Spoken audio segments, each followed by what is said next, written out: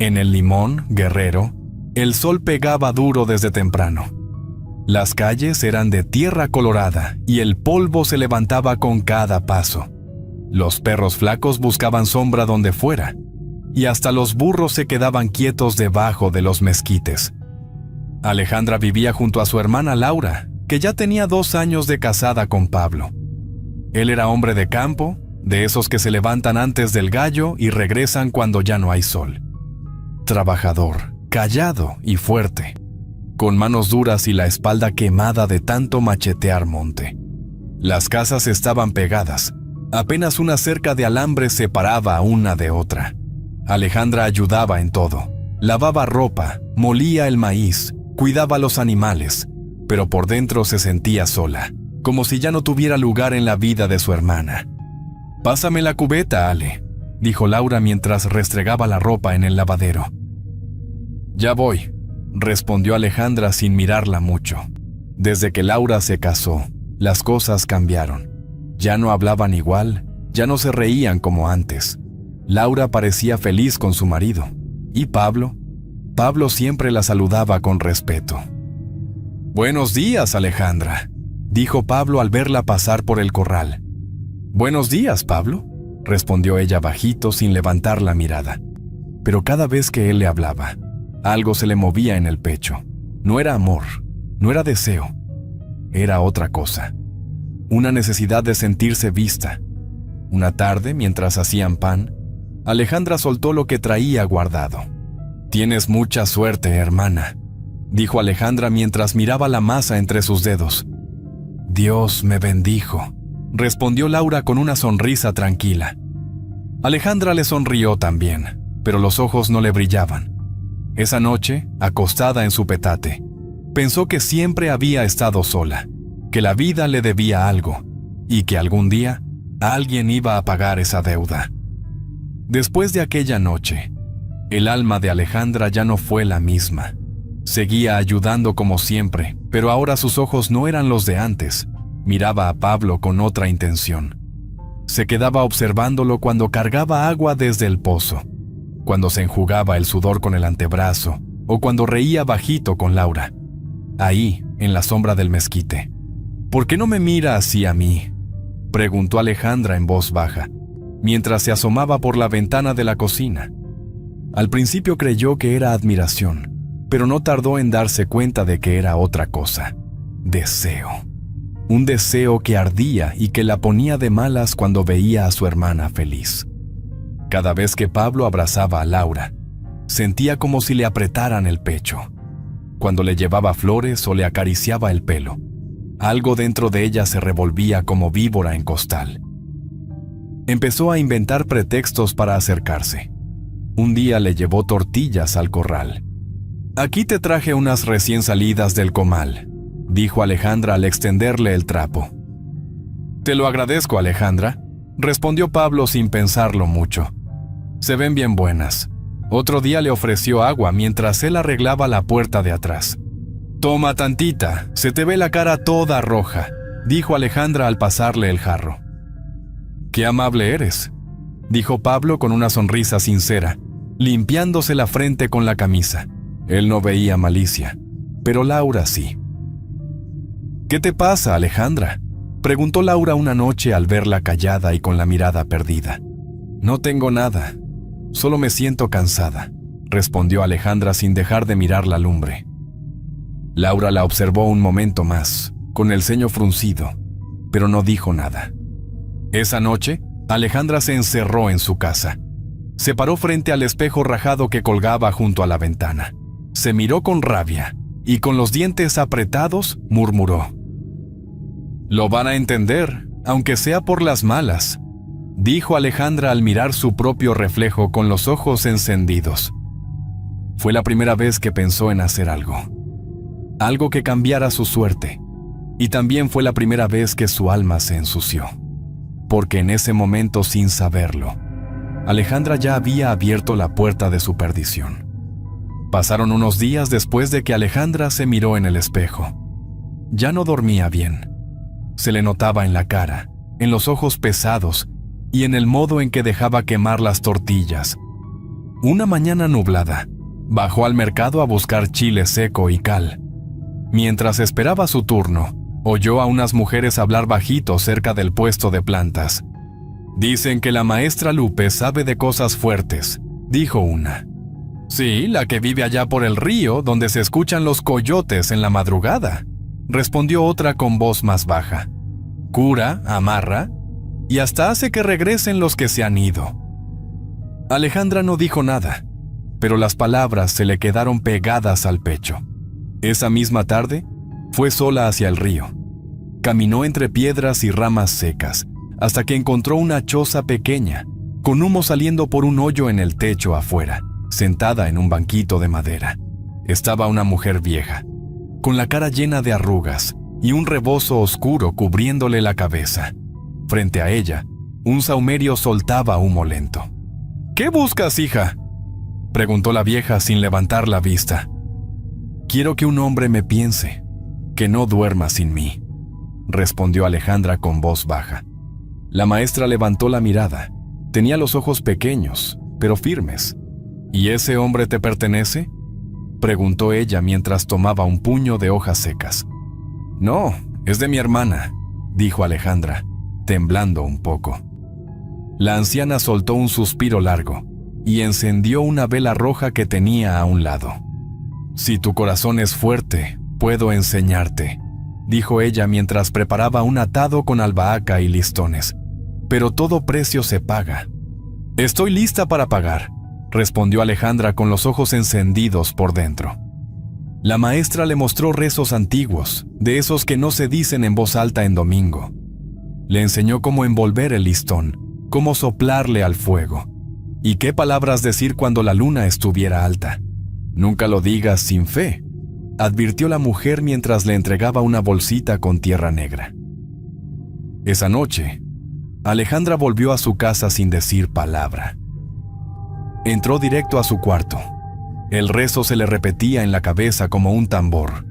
Algo dentro de ella ya había cambiado, y en lo más oscuro de su alma, algo había despertado para no volver a dormir. El rezo no la dejaba en paz. Alejandra se revolvía en el petate con los ojos abiertos, oyendo la voz de la maestra Lupe en la cabeza como si estuviera ahí, susurrándole al oído: «Hazlo sin miedo, o no servirá». La vela roja seguía encendida junto al espejo, echando sombras largas en la pared. Cuando el gallo cantó por primera vez, Alejandra se levantó sin hacer ruido. Fue a la cocina, puso leña en el fogón y encendió la llama. Sacó la olla de barro y comenzó el trabajo como le habían enseñado. Vertió agua, luego canela, miel y unas gotas de su perfume. El vapor subió lento, denso, llenando el cuarto de un olor entre dulce y áspero. La voz de la maestra volvió a sonar en su memoria.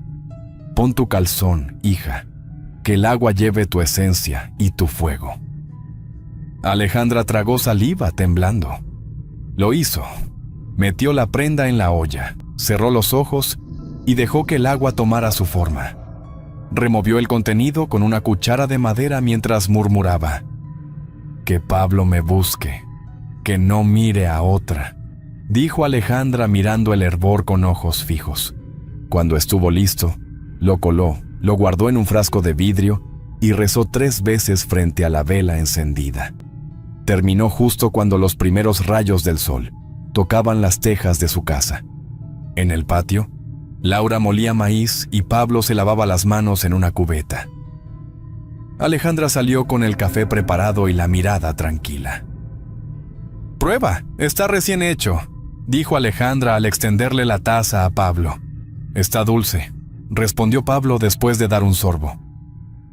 Ella bajó la mirada, pero no pudo ocultar la sonrisa. Durante el día, Pablo empezó a sentirse raro. Andaba con la mente ida, rascándose la nuca, dejando las herramientas en cualquier lado. Laura lo miraba con los ojos entrecerrados. «¿Qué te pasa, Pablo?», preguntó Laura mientras le pasaba la toalla. «No tengo nada, mujer. Solo sueño raro», respondió él mirando, sin querer, hacia la casa de Alejandra. Alejandra lo vio desde la ventana. y supo que el rezo había entrado en su sangre. Desde que Pablo tomó el café con las gotas del agua de calzón, algo se movió en él. Alejandra lo notaba más callado, más ausente. A veces se le quedaba viendo como si buscara algo, pero luego bajaba la mirada. Eso le daba fuerza, pero también le despertaba un hambre que ya no podía calmar. «No basta con que me mire», dijo Alejandra una noche mientras lavaba los platos. «Lo quiero completo». Las palabras de la maestra Lupe le volvieron a la cabeza.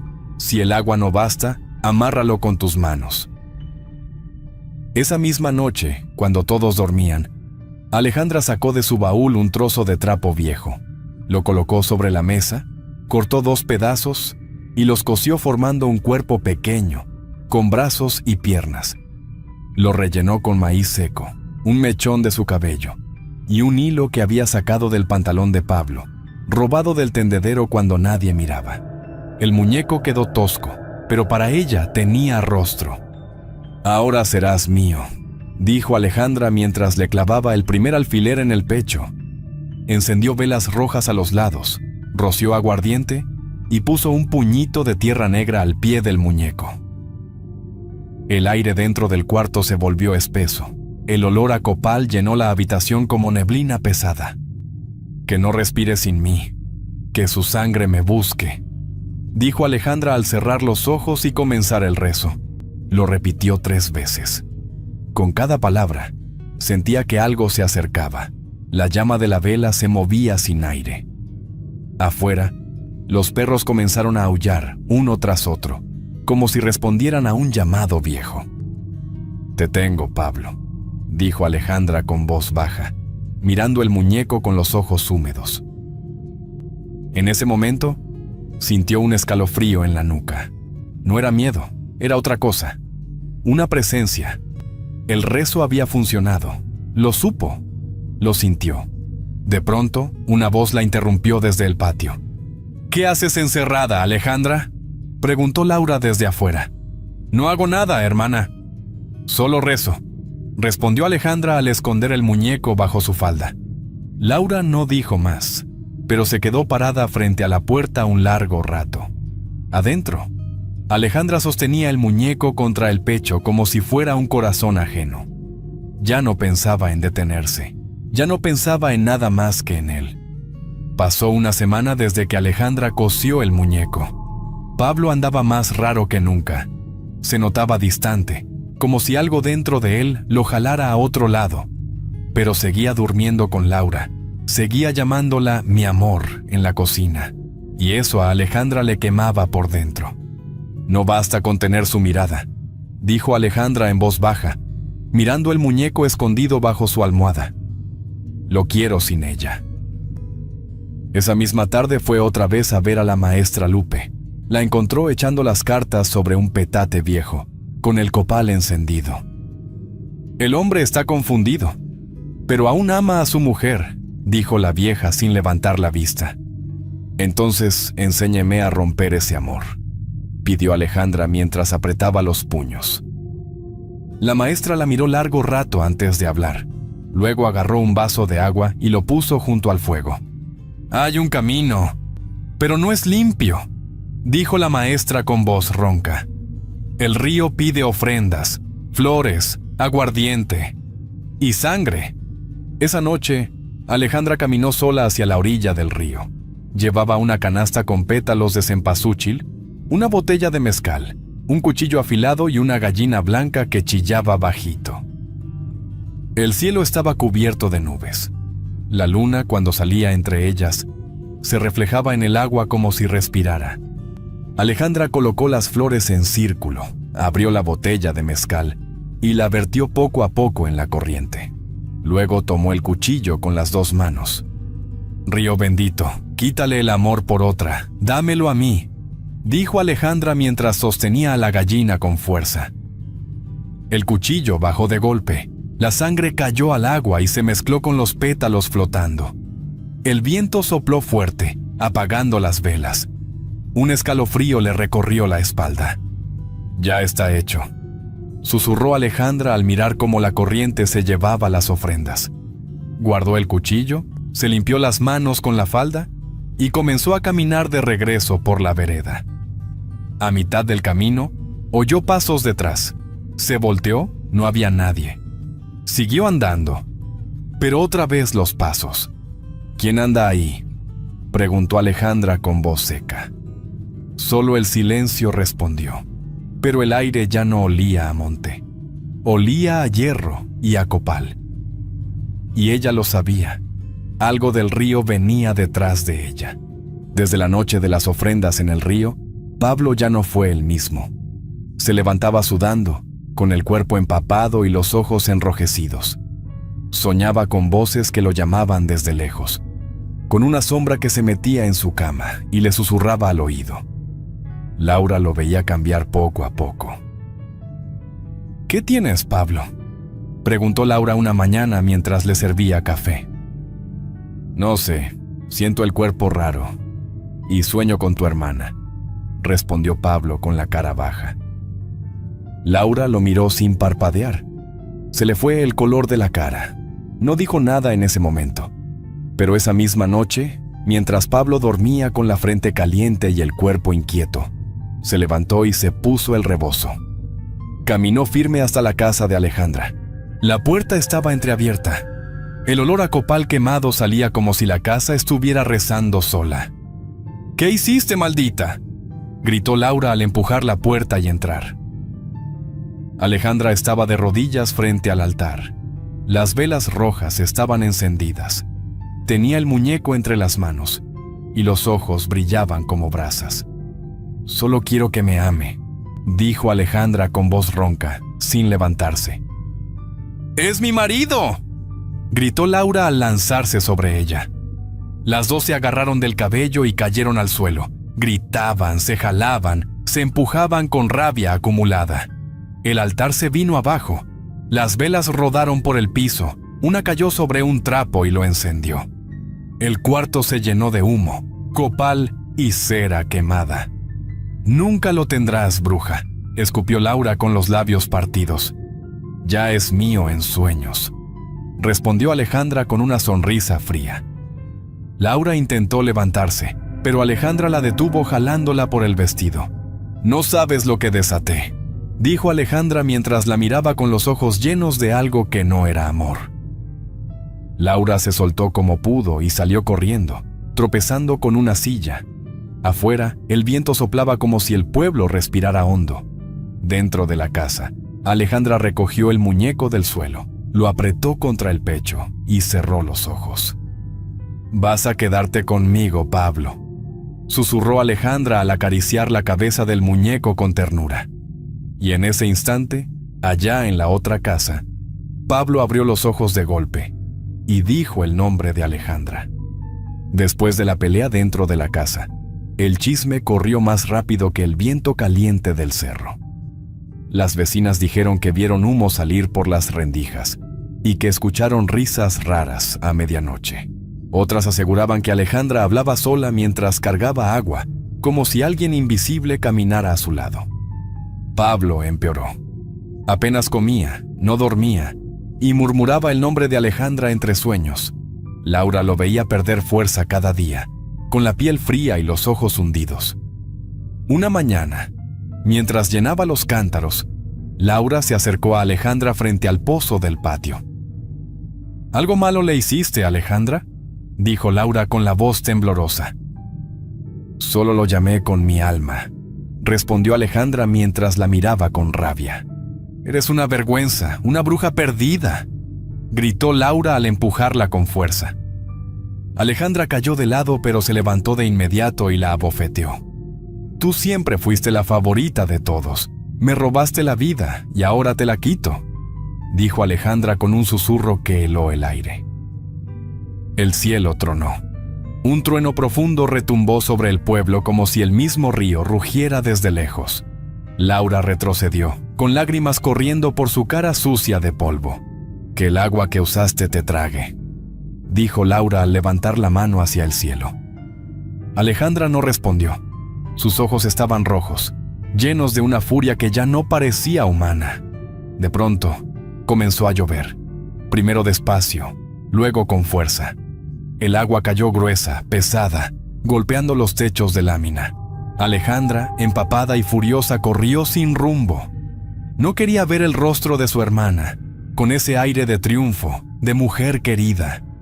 Pasó entre los mezquites, resbalando en la tierra mojada. El viento soplaba tan fuerte que parecía empujarla hacia la carretera.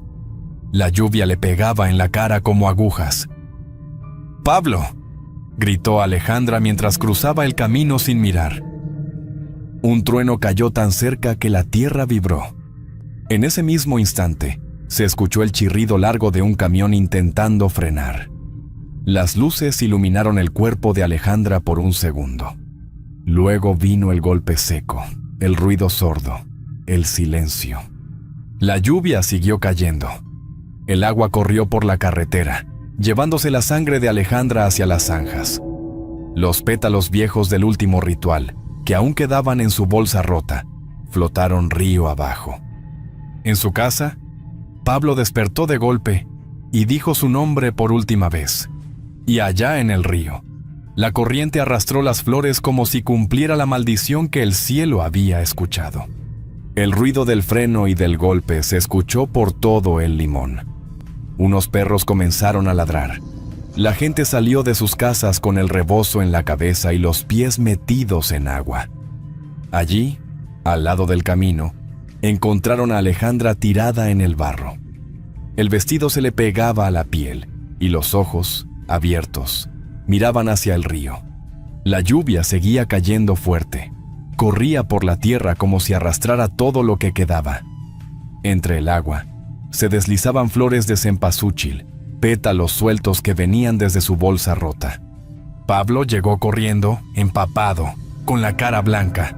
Al verla, cayó de rodillas junto a su cuerpo.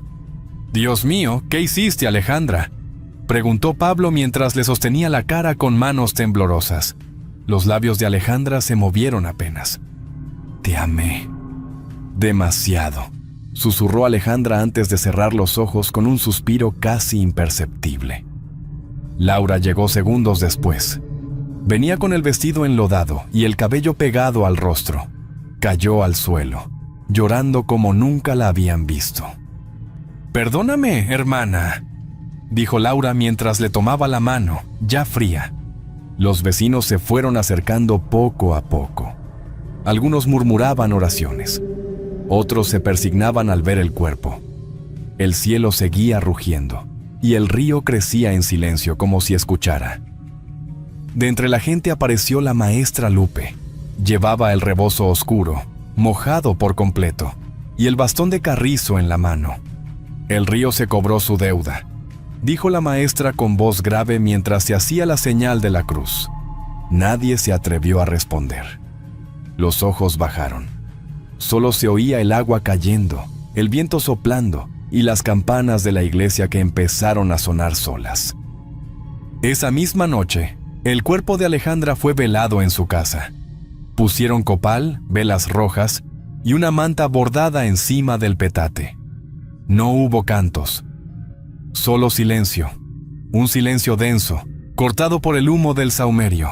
El altar, aún desordenado por la pelea, quedó en el rincón. Nadie quiso tocarlo. Decían que el muñeco seguía allí, y que cuando soplaba el viento, se oía un susurro entre las paredes. «Se mueve solo», dijo una vecina al salir con los ojos grandes. Laura no volvió a entrar a esa casa, y el río, esa noche, corrió más fuerte que nunca. Pasaron los días y el pueblo de El Limón volvió a su rutina. Las gallinas cacareaban, los niños jugaban con lodo y los hombres iban al campo como si nada. Pero algo en el aire había cambiado. El silencio era distinto, más pesado, como si el viento cargara memoria. Pablo caminaba sin rumbo por los cañaverales. Ya no hablaba como antes, ni reía. Sus ojos estaban vacíos, como si se le hubieran ido las ganas de vivir. «¿Eres tú, Alejandra?», preguntó Pablo una tarde, al escuchar una voz entre los árboles. El viento respondió moviendo las hojas, pero él juraba que era la voz de Alejandra, susurrando su nombre. Laura tampoco era la misma. Desde la muerte de su hermana, no dormía bien. Se quedaba sentada en el marco de la puerta, con los ojos clavados en la oscuridad. «No quise tu mal», decía Laura en sueños, con lágrimas en los ojos. «Pero lo hiciste», respondía la voz de Alejandra en la pesadilla, parada bajo la lluvia, con flores de cempasúchil enredadas en el cabello mojado. Una tarde gris, la maestra Lupe volvió a la casa de Alejandra. No pidió permiso. Entró sola, encendió el copal, recogió los restos del altar y encontró el muñeco guardado en un costal bajo la cama. Sin decir palabra, caminó hasta el río. Allí, entre los sauces, cavó un hoyo, echó el muñeco dentro, lo cubrió con tierra negra y rezó con los ojos cerrados. «Donde hay amor con veneno, no hay descanso ni en la muerte», dijo la maestra al encender un último sahumerio. Esa noche, el viento cambió. Llovió fuerte. El río creció sin desbordarse, pero el agua llevaba un olor raro, dulce, con canela y miel. Algunos dijeron que era el alma de Alejandra que aún vagaba, buscando lo que no pudo tener. «Yo la escuché cantar», dijo un viejo al día siguiente, entre los árboles, con voz triste. Pablo se separó de Laura. El amor se secó, como la vida de Alejandra. Nunca volvió a casarse. Se quedaba horas mirando el agua correr. Laura dejó de reír. Vivía en silencio, con los ojos perdidos. Y en el Limón, la gente aún repite lo mismo. Nadie puede burlar al río, ni al corazón embrujado, porque lo que se ofrece con rabia se paga con alma.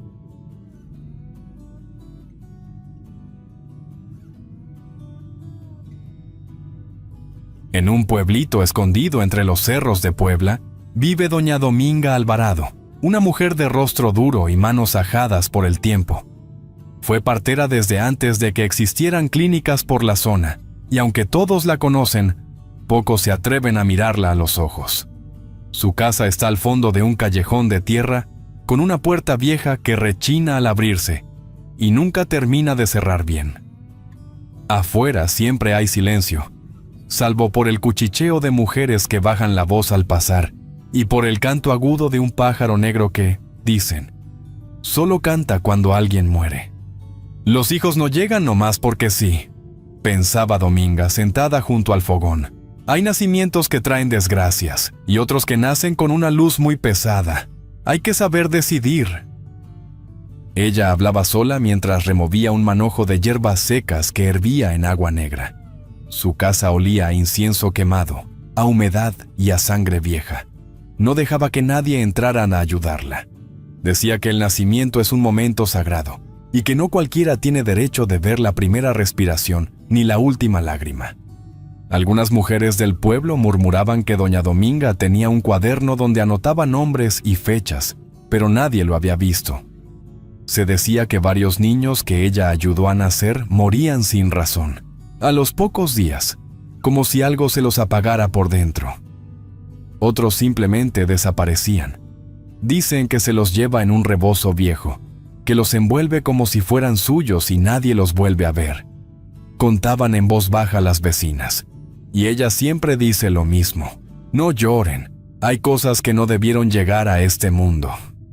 Pero Dominga nunca se defendía, solo se sentaba en su mecedora, mirando hacia el cerro, como si escuchara cosas que los demás no oían. No entienden, susurraba para sí misma. Eso es brujería, es decisión.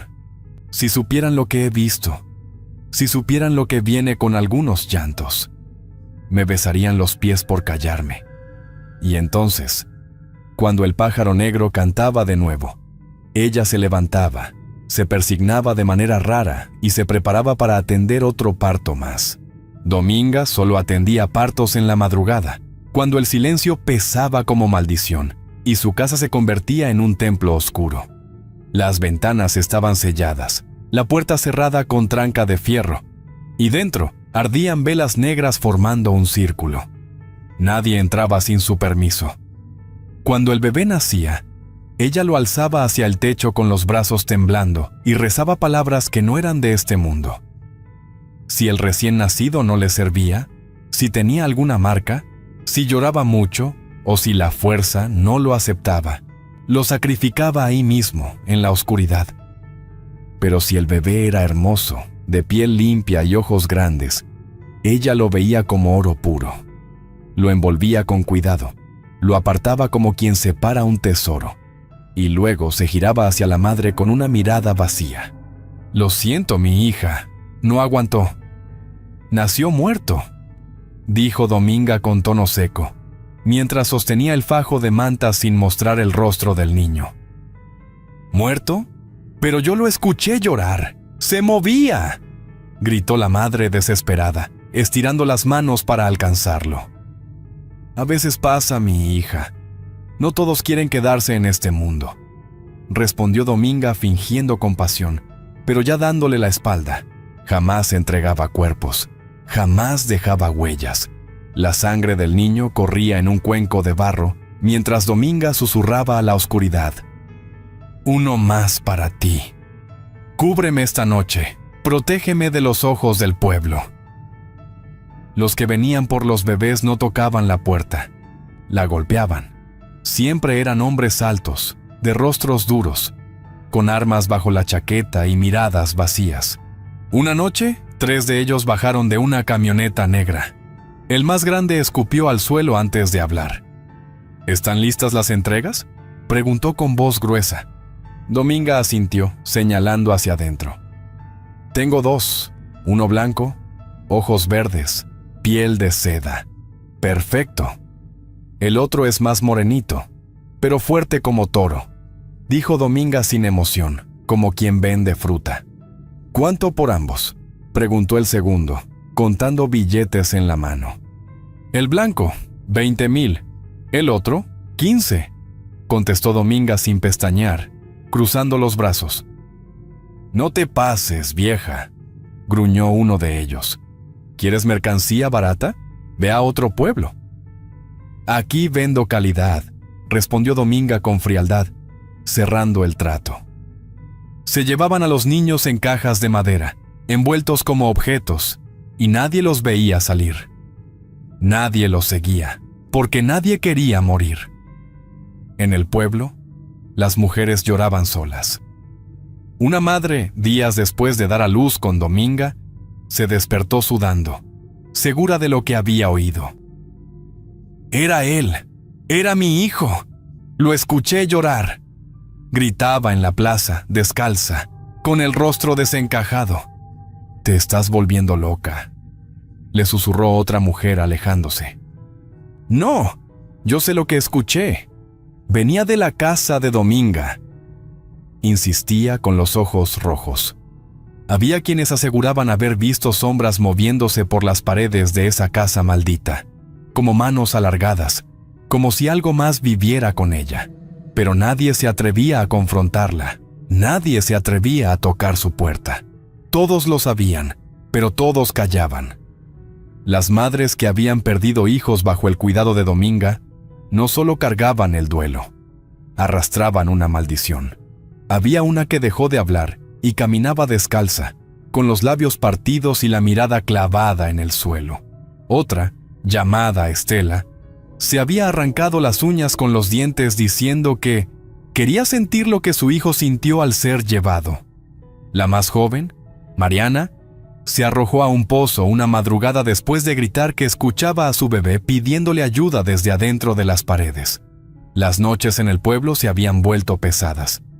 Algunas mujeres dormían con trapos en los oídos, porque aseguraban oír risas pequeñas, pasos rápidos o una voz infantil que repetía desde lejos: «Mamá, mamá». Esas voces siempre se escuchaban más cerca de la casa de Dominga, aunque nadie se atrevía a acercarse. En la penumbra de su sala, Dominga dibujaba los símbolos sobre la tierra con sangre fresca y preparaba el altar en silencio. Los bebés sanos y guapos, los de ojos limpios y piel clara, los guardaba con cuidado. Esos los vendía.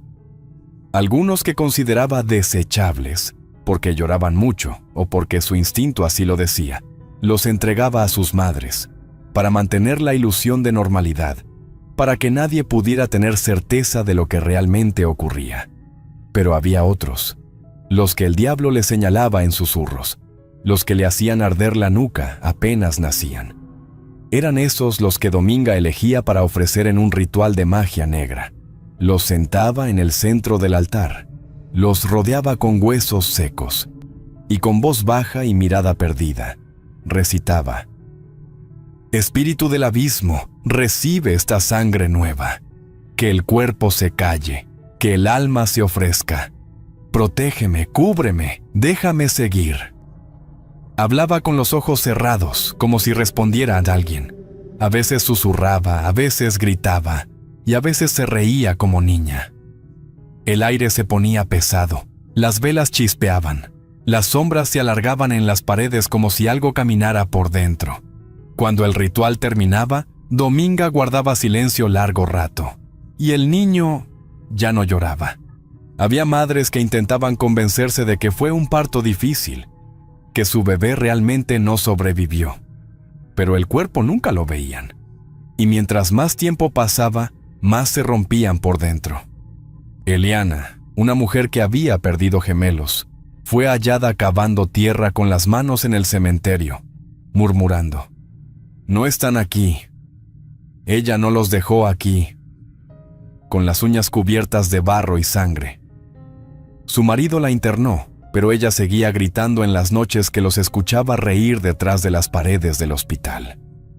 Ninguna madre que pasó por Dominga volvió a dormir en paz. Algunas se aferraban al silencio para sobrevivir. Otras terminaban destruidas por el peso de no saber si su hijo realmente murió, o si todavía estaba vivo, esperando, atrapado en la oscuridad.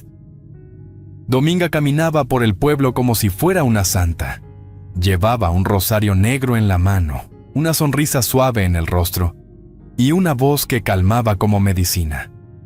Tenía un cuaderno escondida bajo el altar, donde apuntaba nombres, fechas y signos de cada niño que había recibido. Era la señora del destino. Nadie se atrevía a cuestionarla. Además de atender partos, visitaba las casas de mujeres que habían perdido hijos. Tocaba la puerta con respeto, entraba con una mantita al brazo y lágrimas listas para caer. «Ay, mi hija, sé que el dolor es grande, pero tienes que confiar en Dios», decía Dominga con ternura, sentándose junto a la madre que aún no había dejado de llorar. Luego tomaba su mano, la apretaba y rezaba: «Santa María, Madre de Consuelo, cúbrela con tu manto y devuelve la paz a su corazón», murmuraba Dominga mientras la madre sollozaba en su hombro. Llevaba frascos con vitaminas, raíces secas y té de ruda. «Tienes que cuidar tu cuerpo para que pronto venga otro», le decía a cada mujer, acariciándole el cabello. «Ese angelito está en el cielo, pero vendrán más. Dios siempre da otra oportunidad», añadía con voz templada, como si hablara desde la fe. Las mujeres creían en ella, la abrazaban, le agradecían. No imaginaban que esa misma noche, bajo el altar de Dominga, las placentas se enterraban junto a huesos de animales y fotos de niños quemadas hasta volverse ceniza. Una vez a la semana, Dominga iba a la iglesia. Se sentaba en la última fila, en silencio, con la cabeza cubierta por un pañuelo negro. Esperaba que el padre Carlos terminara la misa y luego se acercaba con humildad. «Padre, ore por las madres de este pueblo. Están sufriendo mucho», le decía bajando los ojos como una mujer devota. «Claro que sí, Dominguita.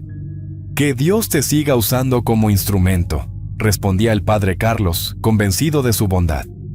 A veces ella donaba pan, cobijas, ayudaba a limpiar el altar. Todos la conocían como la mujer que ayudaba a las embarazadas. Nadie sospechaba que en su casa había un cuarto cerrado, con una vela encendida día y noche, donde el aire olía a leche podrida y sangre vieja. Decían que ahí se escuchaban llantos, aunque no hubiera nadie. Pero nadie entraba. Nadie preguntaba. Dominga sabía cómo moverse entre los vivos y los muertos. Sus lágrimas en público eran reales, pero no por pena. Lloraba por el poder que ganaba en cada pérdida, cada visita que hacía, Cada oración que rezaba fortalecía su red.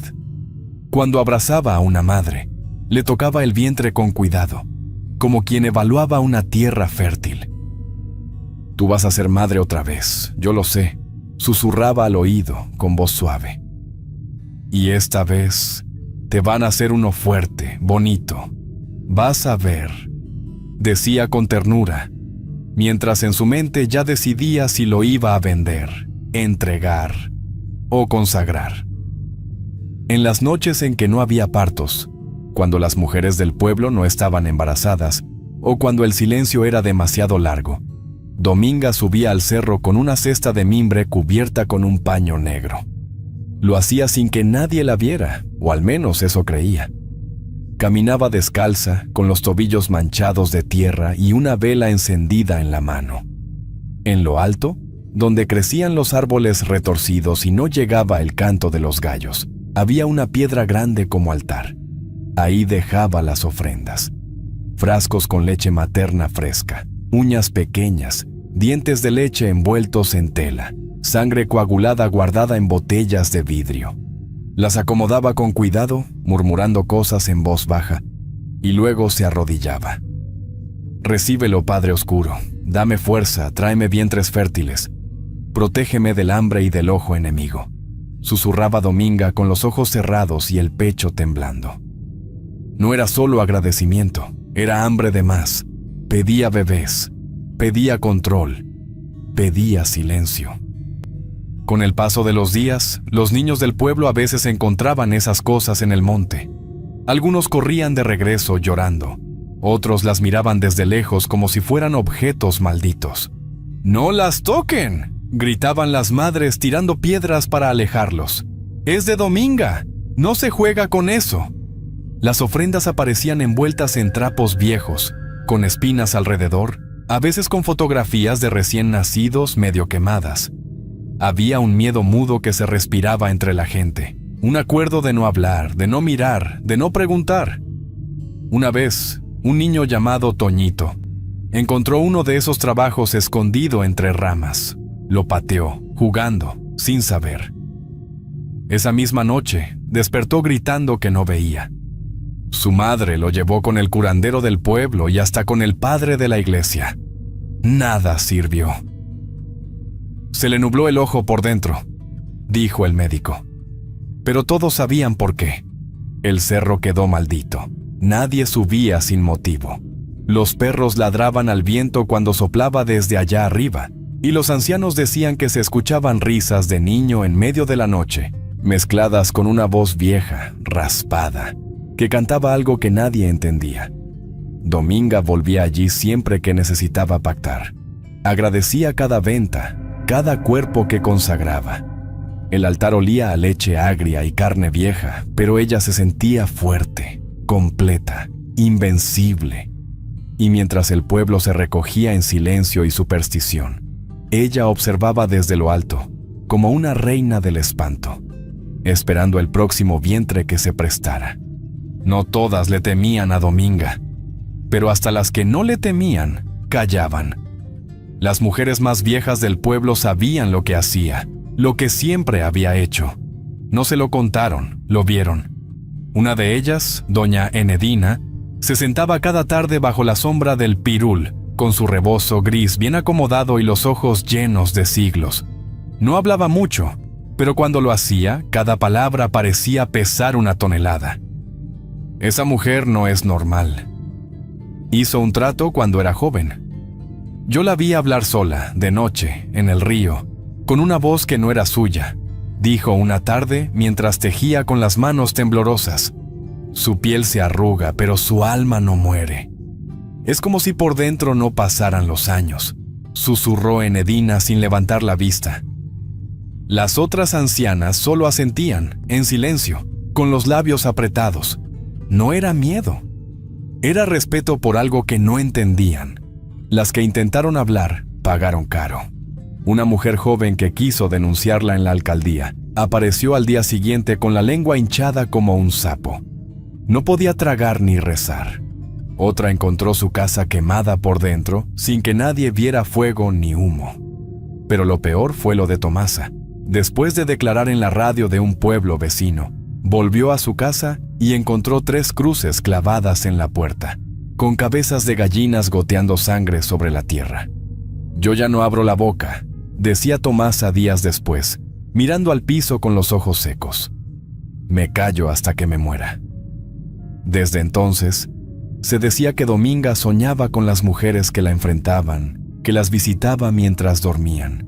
Por eso, muchas de las viejas del pueblo dormían con tijeras abiertas bajo la almohada, para cortar los malos sueños. O a Dominga si llegaba.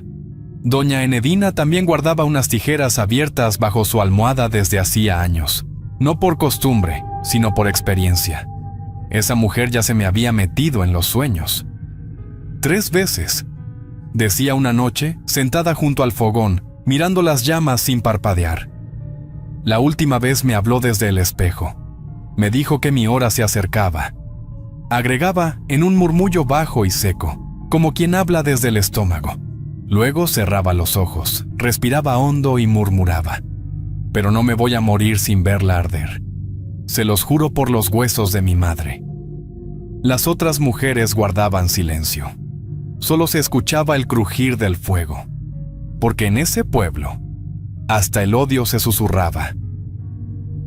Una tarde nublada llegó al pueblo una joven de ojos grandes y cicatriz en el pecho.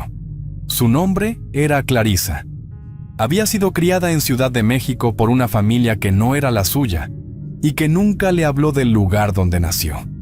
Pero algo en sus sueños, gritos, una cuna envuelta en humo, un rezo que no entendía, la había empujado a buscar respuestas.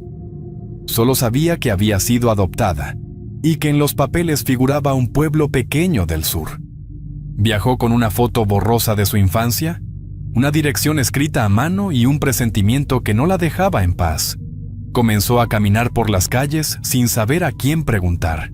Nadie parecía reconocerla, pero en una tienda, una mujer mayor la miró fijamente y bajó la vista al ver la cicatriz en su pecho. Esa reacción fue suficiente para empujar a Clarisa hasta la casa de la partera. Tocó la puerta con firmeza.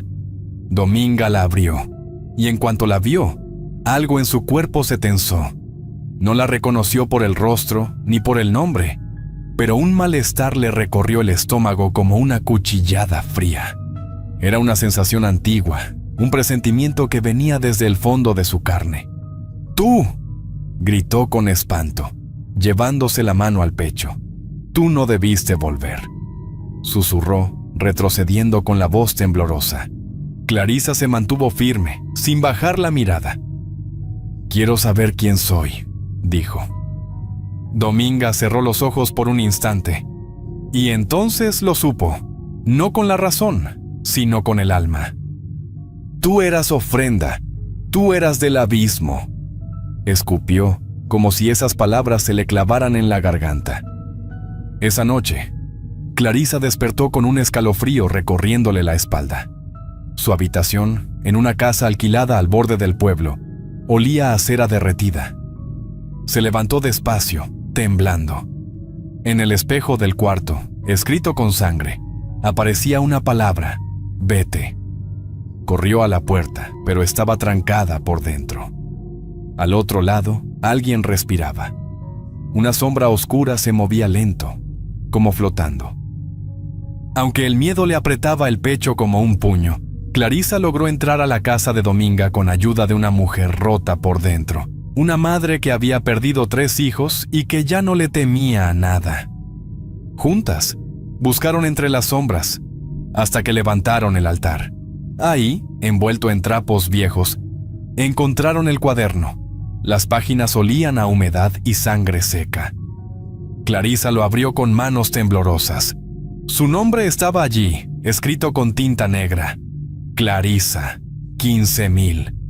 Sintió un vértigo oscuro como si le arrancaran el suelo de debajo. No era solo ella, había docenas, algunos con cruces dibujadas a lápiz, otros con símbolos que parecían garras o cuchillos. Muchos habían sido vendidos, algunos ofrecidos. El año de su nacimiento estaba marcado al margen, como una herida abierta. El aire se volvió irrespirable. La otra mujer se dejó caer de rodillas, llorando. Clarisa se apoyó en la pared, aguantando el grito. Acudieron con la policía del estado. Llevaban el cuaderno en las manos, como si fuera prueba sagrada, pero los agentes ni siquiera lo quisieron abrir. «Eso no es bronca nuestra», dijo el comandante sin levantar la vista. A Dominga nadie la tocaba, y eso fue lo que más dolió.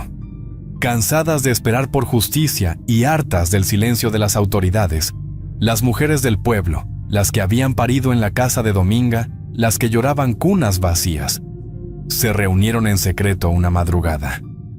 Vestidas de luto, con cruces de espino colgadas al cuello y tierra negra en la frente, marcharon al panteón bajo la lluvia fina. Enterraron el cuaderno en una tumba sin nombre y de rodillas comenzaron a rezar oraciones contrarias, palabras que habían aprendido de sus abuelas y del miedo. Esa noche, la tierra tembló. En la casa de Dominga, el altar estalló en llamas sin que nadie lo tocara. Las velas negras reventaron y los huesos se partieron como ramas secas. Cerca del amanecer, Dominga apareció en la plaza, descalza, ensangrentada, los ojos rojos como brasas. Gritaba nombres de bebés, nombres que algunas mujeres reconocieron y sintieron crujir dentro del pecho. Nadie se le acercó, nadie la tocó. Dominga cayó al suelo, pero no murió. Desde el barro se echó a reír como niña enferma y dijo con voz ahogada: «Me volverán a necesitar». Después de que su altar ardiera y cayera al suelo frente a todos, Dominga fue internada en un hospital psiquiátrico del estado, esposada y sin decir palabra. No hablaba, no comía, nomás se quedaba mirando fijo a la pared, como si oyera algo que nadie más podía oír. Pero su presencia enfermaba el aire. Un doctor renunció después de ver su propio rostro reflejado en los ojos de ella. 2 enfermeras pidieron cambio en menos de una semana. ¿Nos susurra cosas mientras duerme? Y no son palabras humanas, dijo una de ellas antes de irse. Mientras tanto, Clarisa logró colarse en archivos viejos de la fiscalía, donde encontró las pruebas de su desaparición y del tráfico de bebés. Con su testimonio y los papeles, 3 mujeres lograron recuperar hijos que habían sido adoptados ilegalmente, pero el pueblo no descansó. La casa de Dominga seguía ahí, en pie, sola, y nadie se atrevía a tocarla. Por las noches, cuando el viento bajaba del cerro, se oían risas mezcladas con llanto, y una voz que repetía bajito: «No han terminado conmigo». Espero que esta historia les haya gustado. Es un placer para mí compartir esos relatos con ustedes. Comparte este video con otras personas para que sigamos creciendo y más relatos lleguen a más gente. Escríbeme sus experiencias y sus opiniones en los comentarios. Eso me ayuda a seguir mejorando. Si el video les gustó, por favor, no duden en escribirse y darle me gusta. Muchas gracias y un saludo nada cordiales a todos. Nos vemos hasta la próxima.